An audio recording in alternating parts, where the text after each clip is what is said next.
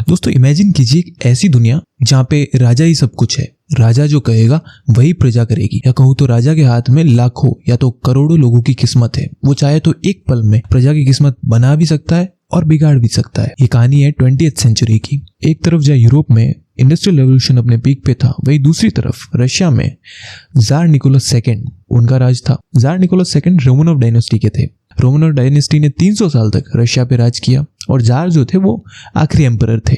अब जार की एक दिक्कत ये थी कि उनको लगता था कि भाई रशिया पे राज करना उनका डिवाइन राइट है। मतलब कि क्या कि भाई साक्षात भगवान ने उनको ये अधिकार दिया कि भाई तुम रशिया पे राज करो और तुम जो कहोगे वो फाइनल है, तुम जो कहोगे प्रजा को वो मानना पड़ेगा। अब जार जो थे ना वो बड़े अत्याचारी राजा थे। वो अपनी लग्जरी में डूबे हुए थे और उनका परिवार भी पूरे दिन बस मौज मस्ती में डूबा रहता था। और वहीं दूसरी तरफ जो आम प्रजा थी वो रोजमर्रा की दिक्कतों में डूबी हुई थी। रशिया में खाने के लिए कुछ नहीं था, भूखमरी, गरीबी, इन सब से आम लोग जूझ रहे थे। लेकिन राजा तो अपनी लग्जरी में मस्त था, उनको कोई लेना देना ही नहीं। एक तरफ यूरोप जहाँ वो समय से कदम बढ़ा के इंडस्ट्रियल रिवॉल्यूशन से अपने आप को बदल रहा था, वहीं दूसरी तरफ रशिया जो था वो अभी भी 16th सेंचुरी में अटका हुआ था, यानी राजशाही में। 22 जनवरी 1905 को बहुत सारे जो पीजेंट्स थे, बहुत सारे फार्मर्स, वर्कर्स और छोटे मोटे मजदूर वगैरह सब लोग जमा होते हैं और वो तंग आ गए थे जार की अत्याचारी से, क्योंकि जार उनके लिए कुछ नहीं कर रहा था, ना उनकी मदद कर रहा था, ना उनको खाने के लिए कुछ दे रहा था, ना रशिया की इकोनॉमी में कुछ कंट्रीब्यूट हो रहा था।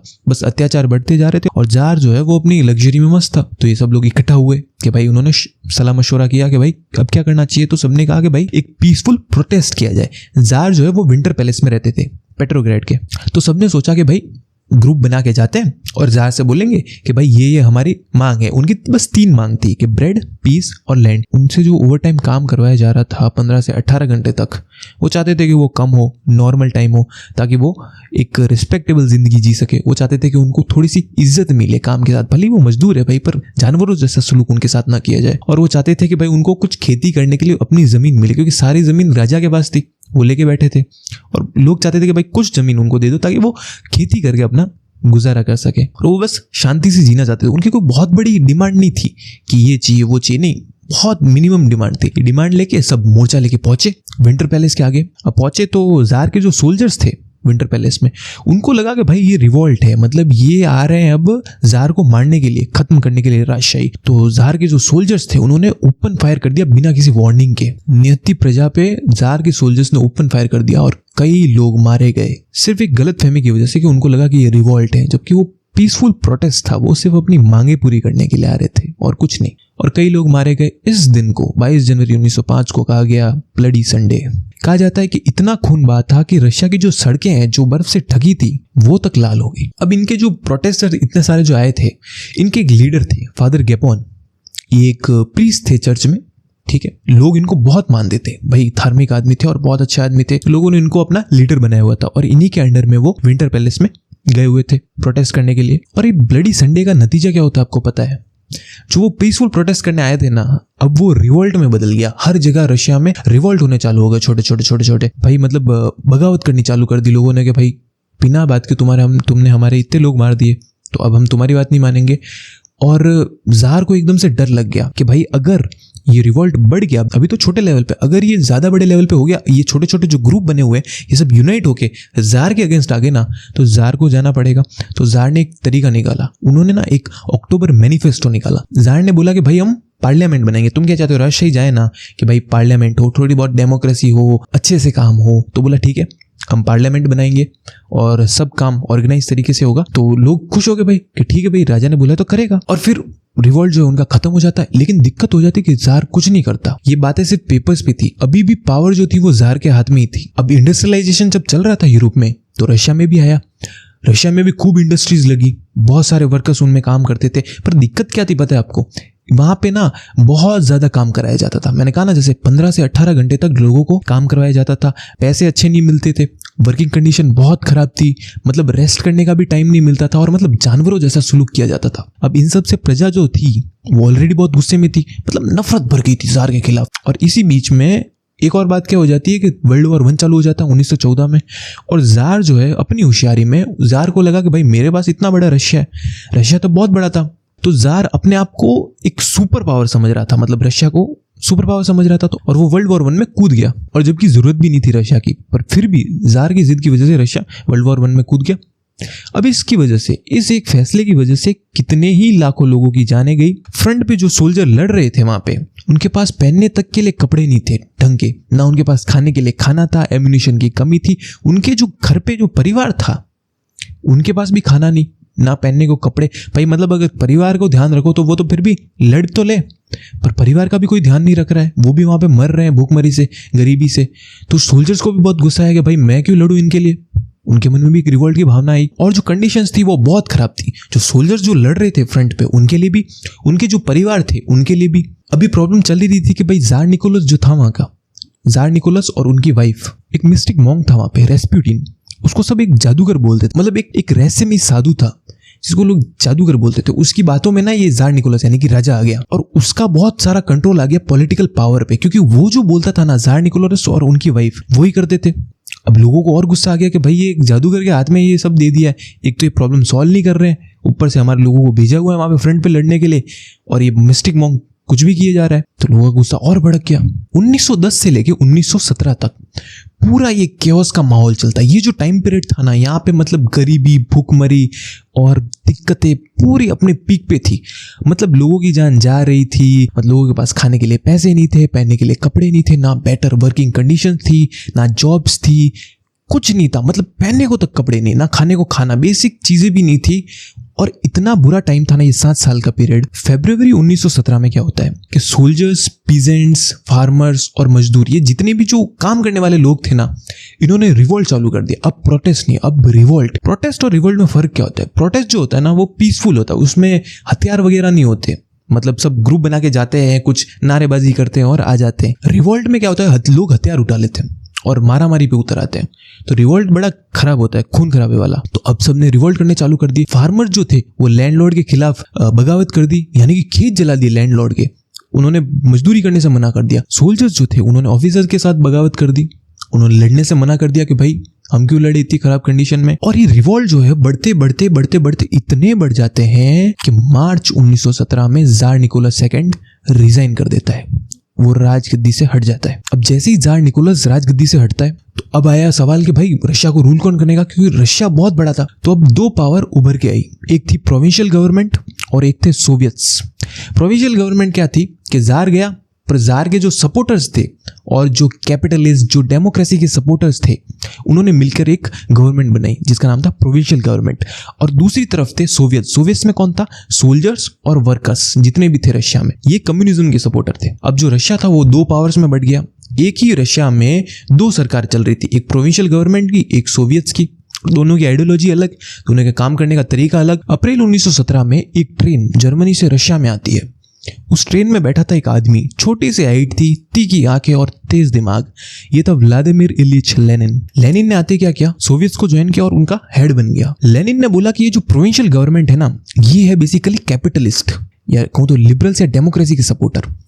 अगर ये पावर में आते हैं ना तो रशिया की सिचुएशन नहीं बदलेगी। ये जो है वो सारी पावर बिजनेसमैन में बांट देंगे, ये नॉर्मल वर्कर्स और सोल्जर्स को कुछ नहीं देंगे। यूं कहूँ तो कि पहले वाला सिस्टम ये वापस ला देंगे। और लेनिन ने बोला भाई ये तो कैपिटलिस्ट है, स्वार्थी लोग हैं, ये आपका भला नहीं करेंगे। अब लोग जो पहले गुस्से में भरे हुए थे उनको भी लगा कि भाई बात तो सही कर रही है कि कैपिटलिस्ट के हाथ में पावर आ गई, पहले ही वो हमारा इतना शोषण कर रहे हैं इंडस्ट्रियलाइजेशन की वजह से, और अगर पूरा रशिया इनके हाथ में आ गया तो ये हमारा क्या हाल करेंगे। तो लोगों ने भाई लेनिन का सपोर्ट किया। और लेनिन जो थे ना वो करिश्मेटिक लीडर सर। लेनिन जब बोलता था ना तो लोग मतलब एकदम यूं शॉक हो जाते थे कि भाई क्या जबरदस्त बात बोली है। और धीरे धीरे लेनिन के सपोर्टर बढ़ने लगे। अब प्रोविंशियल गवर्नमेंट वाले चाहते थे कि भाई रशिया में डेमोक्रेसी आए, ठीक है, थोड़ा लिबरल बने, डेमोक्रेटिक बने, कैपिटलिस्ट इकोनॉमी हो। पर लेनिन चाहते थे कि भाई रशिया एक कम्युनिस्ट कंट्री बने। उनके दिमाग में एक सोशलिज्म का जुनून था, क्योंकि कार्ल मार्क्स को पढ़ा था, उनसे बहुत प्रभावित थे मार्क्सिज्म से। पर मार्क्सिज्म और लेनिनिज्म में एक फर्क था। मार्क्सिज्म कहता था कि भाई सारी पावर जो होगी ना वो प्रजा के पास होगी, लोगों में बटी हुई होगी, और कोई बड़ा नहीं कोई छोटा नहीं। पर लेनिन ने कहा कि भाई ऐसा तो हो ही नहीं सकता, ये तो पॉसिबल ही नहीं है। लेनिन ने बोला प्रजा का एक लीडर होगा और उस लीडर के हाथ में सारी पावर होगी और वो प्रजा का भला करेगा। बेसिकली सब कुछ जो होगा वो गवर्नमेंट कंट्रोल करेगी। जून जुलाई में वापस वो रिवोल्ट करते हैं सोवियत जो थे, पर इस बार फिर से वो फेल हो जाते हैं। और सितंबर आते आते सर कंडीशन बहुत खराब हो जाती है, मतलब पूरा केओस हो जाता है। अब जो सोवियत थे ना, इनकी एक खासियत थी, सोवियत के पास एक अपर हैंड था। क्या कि सोवियत के पास सारे सोल्जर्स थे और वर्कर्स थे, क्योंकि इनकी आबादी बहुत ज़्यादा थी। तो सोवियत के पास जीतने का मौका था। प्रोविंशियल गवर्नमेंट के पास इतना सब कुछ नहीं था। अब आता है अक्टूबर रेवोल्यूशन। 25 अक्टूबर 1917 को बोल्शेविक जो थे यानी कि लेनिन की पार्टी सोवियत्स, वो जाते ग्रुप बना के पूरा सोल्जर्स और वर्कर्स लेके, सब हथियार लेके, और विंटर पैलेस जो यानी कि पेट्रोग्रेड, जहाँ पे पहले जार निकोलस रहता था, अब तो प्रोविंशियल गवर्नमेंट का हेडक्वार्टर था, वहां पे धावा बोल देते हैं सर। ज्यादा कोई ब्लड शेड भी नहीं होता, प्रोविंशियल गवर्नमेंट थी वो सरेंडर कर देती है, और विंटर पैलेस पे बोल्शेविक का कंट्रोल आ जाता है, या पूरे रशिया पे यूं कहूं तो लेनिन का कंट्रोल आ जाता है। कंट्रोल लेते लेनिन ने डिक्लेयर कर दिया कि भाई अब रशिया एक सोशलिस्ट कंट्री है, और रशिया का एक नया नाम रखा गया भाई यूएसएसआर, यानी कि union of Soviet socialist republics. और लेनिन का एक नारा भी था कि भाई ऑल पावर टू द सोवियत्स। इससे पहले एक बड़ा रिवॉल्यूशन क्या होता, फरवरी रेवोल्यूशन, जिसमें क्या होता, जार का अंत हुआ था और फिर ये दो पार्टियां बनी थी। उसके बाद ये अक्टूबर रेवोल्यूशन, जिसमें बोल्शेविक्स जो थे वो जीत गए थे। अब ये जो जीत थी सर, वो इतनी खास क्यों थी पता है आपको? क्योंकि दुनिया में पहली बार, या कहूं तो इतिहास में पहली बार, एक कम्युनिस्ट कंट्री हकीकत में बनी थी। क्योंकि अब तक जो कम्युनिज्म का जो थॉट था, जो कंसेप्ट था, वो सिर्फ किताबों में था कि भाई एक कंट्री होगी जहां कम्युनिज्म की आइडियोलॉजी होगी, इकोनॉमी जो होगी वो कम्युनिज्म पे चलेगी या सोशलिज्म पे। पर अब उस सपने को लेनिन ने हकीकत में बदल दिया और रशिया को एक कम्युनिस्ट कंट्री बना दिया। अब कम्युनिज्म और सोशलिज्म, इसमें फर्क क्या होता है कि जो कम्युनिज्म है ना, वो फाइनल स्टेज है, वो एक गोल है, और ये जो सोशलिज्म है ना, ये उस गोल तक पहुंचने का पूरा प्रोसेस है, पूरा रास्ता है, जिसमें एक जो नॉर्मल कंट्री होगी वो एक कम्युनिस्ट कंट्री में बदलेगी। ये जो पूरा प्रोसेस चलेगा ना, इस प्रोसेस को कहेंगे सोशलिज्म, और जो फाइनल गोल जो अचीव हो जाएगा उसको कहेंगे कम्युनिज्म। तो इसीलिए यूएसएसआर में सोशलिस्ट वर्ड इंक्लूड किया गया, ना कि कम्युनिस्ट, क्योंकि कम्युनिज्म तो फाइनल स्टेज है, सोशलिज्म इज द प्रोसेस। अब पावर तो बोल्शेविक्स के हाथ में आ गई, लेकिन अब दिक्कत क्या होगी, 1918 से लेके 1922 तक सिविल वॉर चालू हो गया रशिया में। अब जो है रशिया दो गुटों में बट गया, एक तरफ थे रेड्स और एक तरफ थे व्हाइट्स। रेड में थे बोल्शेविक और कम्युनिज्म के सपोर्टर, दूसरी तरफ थे व्हाइट्स। व्हाइट्स में कौन थे, कैपिटलिस्ट, डेमोक्रेसी के सपोर्टर, लिबरल्स, और इसमें और कुछ फॉरेन पावर्स भी थी जो इनको फंडिंग दे रही थी। क्योंकि ये जो यूएसएसआर बना, तो भाई सब लोग तो कम्युनिज्म के सपोर्टर में होंगे नहीं भाई, इतनी बड़ी कंट्री है तो कुछ लोग तो अलग आइडियोलॉजी वाले भी होंगे ना। प्रोविंशियल गवर्नमेंट को हरा के बोल्शेविक पावर में आए, पर अभी भी कुछ लोग जो थे वो अलग आइडियोलॉजी वाले थे। उन्होंने सिविल वॉर स्टार्ट किया कि भाई हम नहीं मानते तुम्हारी आइडियोलॉजी को, हम तो भाई कैपिटलिस्ट के सपोर्टर है, और भाई इतनी बड़ी कंट्री है तो फॉरेन पावर भी अपना इन्फ्लुएंस जमाने की कोशिश करेगी। ब्रिटेन, फ्रांस और अमेरिका, इन्होंने भी इंटरफेयर किया अपनी आर्मीज के जरिए, अपनी आइडियोलॉजी के जरिए। इन्होंने फंडिंग दी व्हाइट्स को ताकि ये जीत सके और इनकी आइडियोलॉजी जो है बेसिकली रशिया में फैल सके। लेनिन और ट्रॉट्स्की जो था बोल्शेविक पार्टी में दूसरा मेन इंपॉर्टेंट बंदा था। इन दोनों ने रेड आर्मी थी इनकी, सोवियत्स की रेड आर्मी को इस तरह से ऑर्गेनाइज किया कि तीनों को हरा दिया, ब्रिटेन, फ्रांस और अमेरिका, और वहां के व्हाइट्स को भी। लाखों लोगों की मौत हुई सिविल वॉर में सर, लेकिन एंड में जाके 1922 में बोल्शेविक की जीत होती है और 1921 में ट्रीटी ऑफ रीगा साइन होती है, और 1922 में लेनिन डिक्लेयर करते हैं कि भाई अब रशिया सोवियत यूनियन के नाम से जाना जाएगा या यूएसएसआर। तब भी डिक्लेयर कर दिया था, लेकिन दिक्कत यही थी कि सब लोग मानने के लिए तैयार नहीं थे, सिविल वॉर हो गई थी। पर अब फाइनली सब लोगों को हरा के बोल्शेविक पूरी तरह से पावर में आ चुके थे और रशिया बोल्शेविक्स के कंट्रोल में था। अब यूएसएसआर जो था वो एक सिर्फ एक देश नहीं था, वो एक कंसेप्ट था। मतलब कि पहली बार कम्युनिज्म जो था वो हकीकत में आया था, और इससे बाकी देश जैसे भारत और चाइना, इनके कुछ लीडर्स को भी बहुत इंस्पिरेशन मिली कि भाई अगर हम भी अपने देश में ऐसे रिवॉल्यूशन करें तो अंग्रेजों को हराया जा सकता है। इसी वजह से उस टाइम पे इंडिया में इतने सारे जो लीडर्स थे वो कम्युनिज्म से इंस्पायर्ड थे, क्योंकि उन्होंने कम्युनिज्म को जीतते हुए देखा था रशिया में। तो उन्होंने सोचा कि अगर सेम टेक्निक हम इंडिया में यूज करें तो हम ब्रिटिशर को हरा सकते हैं। अब यूएसएसआर में जिंदगी कैसी थी लोगों की? यूएसएसआर एक पूरी तरह से कम्युनिस्ट कंट्री थी। वहां पे जितने भी रिसोर्सेज थे या कहूँ जितनी भी फैक्ट्रीज थी या कुछ भी कह लो आप, सब कुछ गवर्नमेंट के हाथ में था।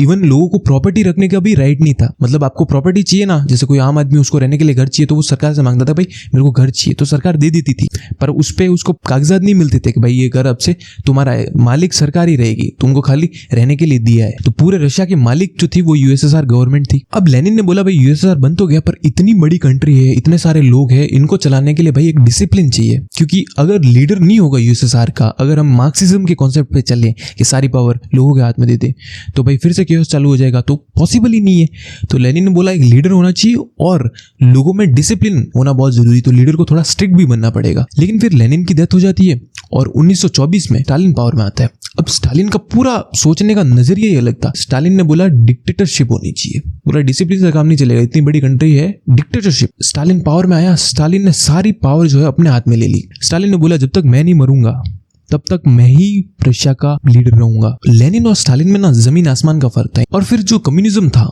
वो एक ग्लोबल मूवमेंट बन गया। तो दोस्तों ये कहानी थी रशियन रेवोल्यूशन की। हमने जाना कि कैसे एक राजा का अंत हुआ और एक नए देश की स्थापना हुई। पर अब एक सवाल आता है, क्या रिवॉल्यूशन करने से आजादी मिल जाती है? क्योंकि कई बार क्या होता है कि लीडर तो बदल जाते हैं पर सिस्टम वही रहता है। ये कहानी सुनने के लिए आपका बहुत बहुत शुक्रिया। अगर ये कहानी आपको पसंद आई हो तो प्लीज सब्सक्राइब कीजिएगा